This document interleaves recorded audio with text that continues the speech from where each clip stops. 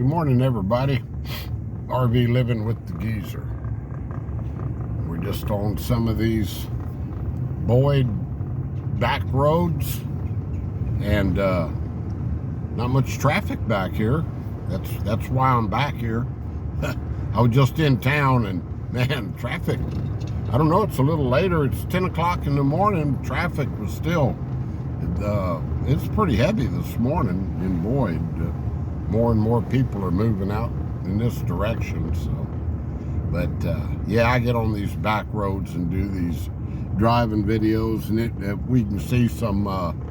Maybe we can see some pretty livestock, and I'll interrupt my story the way I always do if we spot any. And look at all the round bales in that field. Boy, they really got a bunch of them out there. But yeah, I'm going to go ahead and continue on with my fire department history. And this will be the fourth one, and I may break this one down into 2 or maybe even 3, because I was at Castle Hills. I moved on from Almas Park. I told you all how that happened.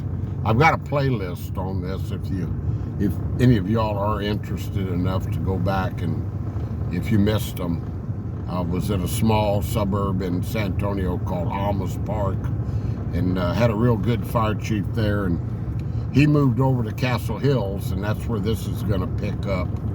He told me I'd have an opening over there if, as soon as he had an opening, I'd get the job. So, and that was old Chief Duggins. So Chief Duggins went to Castle Hills. Castle Hills is bigger than Almas Park, and had twice as, we only had 3 people on shift at Almas Park. At Castle Hills, we had 6. And plus we had a chief and an assistant chief, and they worked a 40-hour week. So they were just there 7 to 4 usually on weekdays, and weekends they were off. We were there, we worked 24 on, 48 off, which I mentioned before. But yeah, so he hired me over there in June of 1980. And yeah, back then, I talked a little bit about our gear. Back then, the firemen now are all decked out. I mean, which is great. But really, when I first started, we had a coat, a helmet, and these rubber boots that they called them hip boots, and you could wear them down below your knee, or you'd fold, or they'd pop up, and you could get them up all the way up to your crotch or your hips. So that was it. And then they came along with the pants later on. While I was still working, we got the bunker pants and all that. But yeah, so when I first, and also one of the big differences back then was they didn't have enclosed cabs on the fire trucks. The guy, or if you were fortunate enough to have two guys on the back, but usually it was just one in a smaller department. Yeah, he would be riding what they call the tailboard, and there was a bar up above the hose, and you would hang on to that bar and stand on the back of the tailboard. And finally there was a lot of firemen that died or got seriously injured from doing that. But yeah, I'll tell you what, it was a lot of fun. All the old head firemen, there's some cattle out there, all of them were like, we sort of miss riding the tailboard. I'll tell you a quick story on it. I can see right now that this little bit about Castle Hills is going to go more than one video. So get prepared, guys. It's coming. They may be spaced apart pretty good, though. But yeah, we had a mutual aid with a little city called Balcones Heights, and it was over, in San Antonio, and San Antonio encircled both cities. So when Balcones Heights would get a call for any sort of structure fire, they would automatically, we were the first ones they'd call, because we were probably about 5 miles, 6, 7 miles away from them. And there's a loop in San Antonio, Loop 410, which is a very active, busy highway.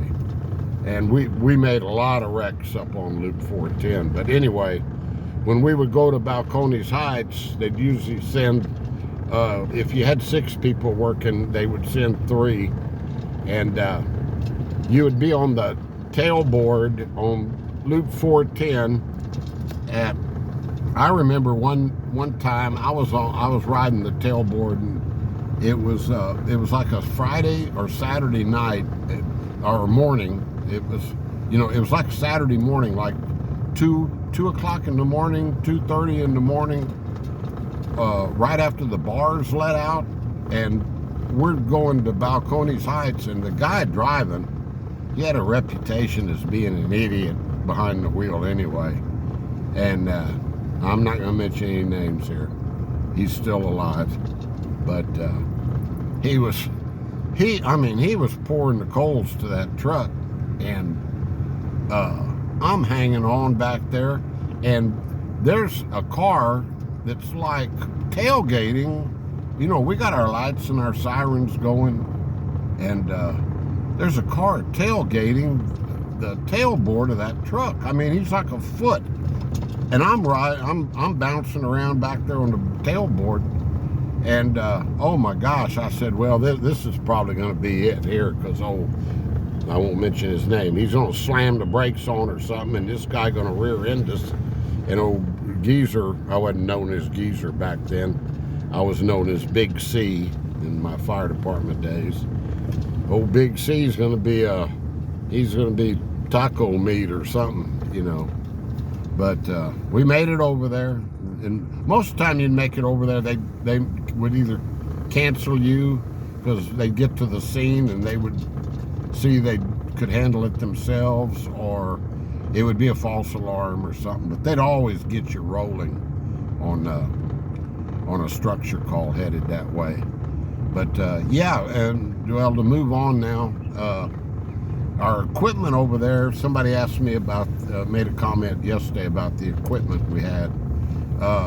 We had a 1971 International pumper, which it was the sister truck to the one we had at Alma's Park.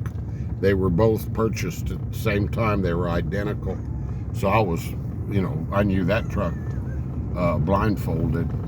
And then we had an FWD pumper, which was I don't remember the year. It was back in the,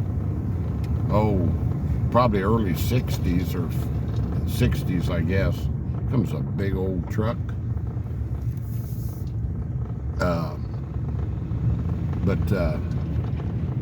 Yeah, and it was a bear to drive, that truck. Of course, both of them, fire trucks weren't automatics back then. You had to shift through the gears. And this truck wasn't even, it didn't have a synchronized transmission, meaning that you had to double clutch you had something you had to get used to. You had to double clutch to shift gears in the truck. And all you truck drivers out there, you older guys, know what I'm talking about. But you either learn that or you hit the road, because you had to be able to drive that truck. That was our second run pumper. And then we had a little van, I believe it was a Ford, a little van that we made EMS calls in. And we didn't transport people.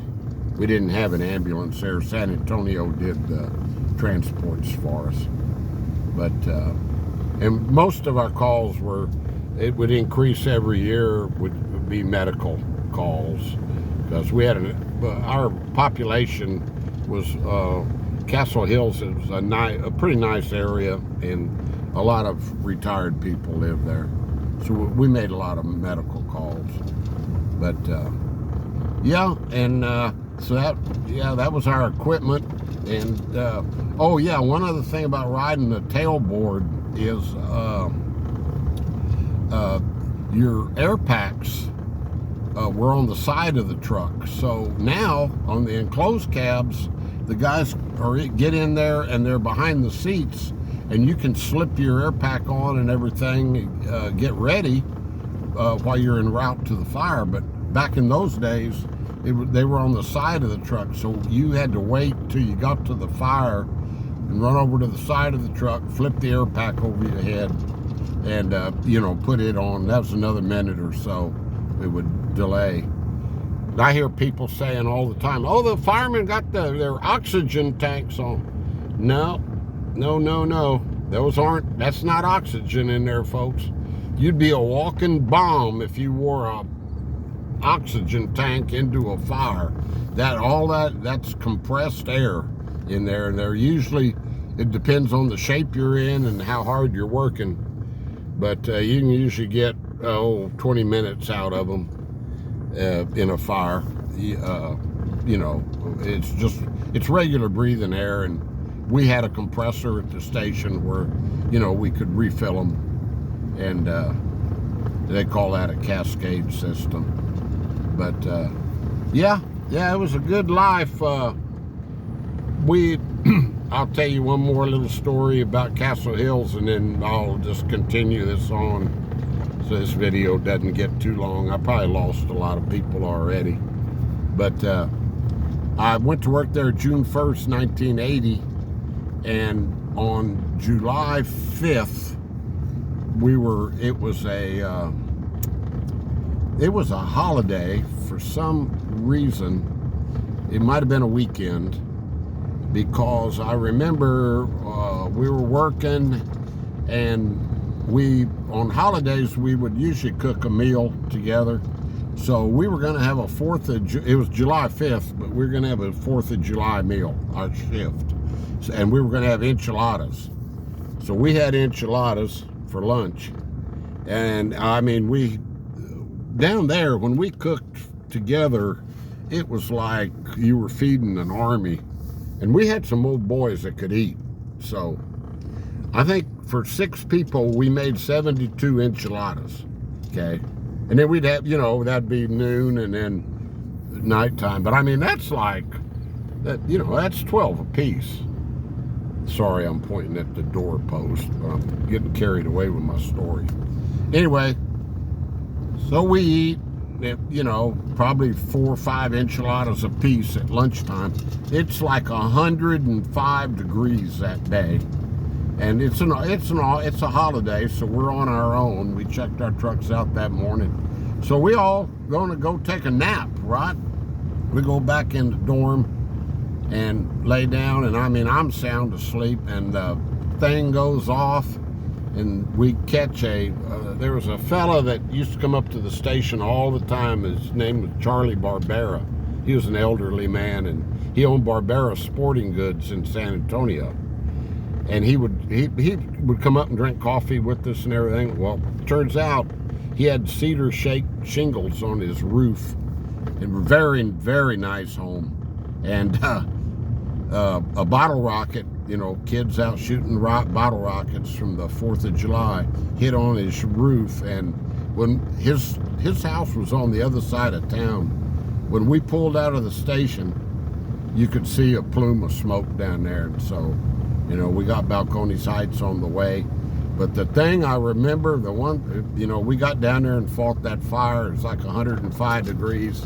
We're all full of enchiladas temporarily. That's the thing I remember about this story.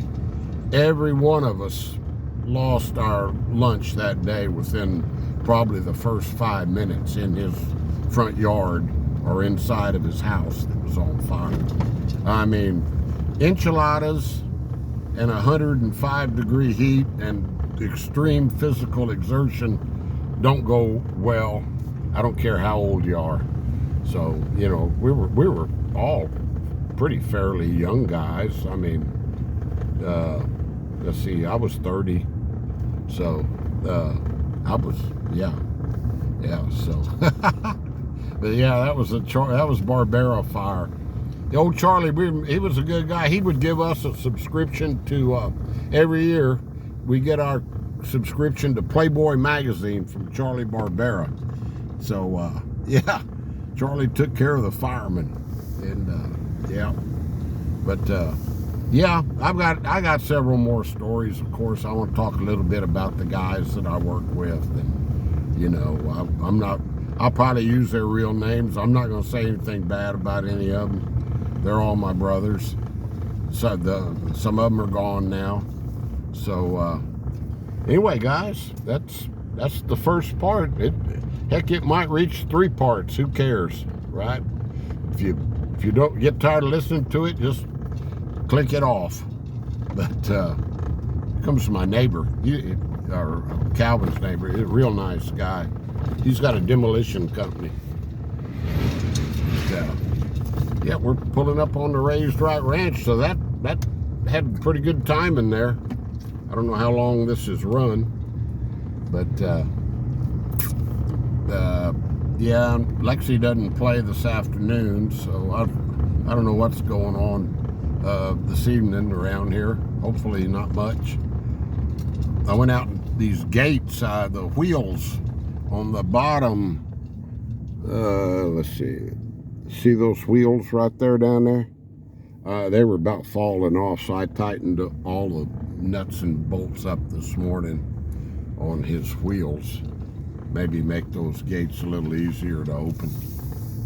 But, all right, guys. Peace to you. Stay blessed. And stay positive. I don't want to say above all stay positive, because the other two are pretty darn important too, aren't they? But, yeah. And here's my buddy, Blanca. Look at the camera. She's looking over there, trying to spot a dog. So, all right, guys. That was first part of my Castle Hill story. How long have we been going? Oh, yeah, 17 minutes. Wow. Old geezer, he's full of hot air. Gets going. So, talk at you later. Have a great day. Bye-bye.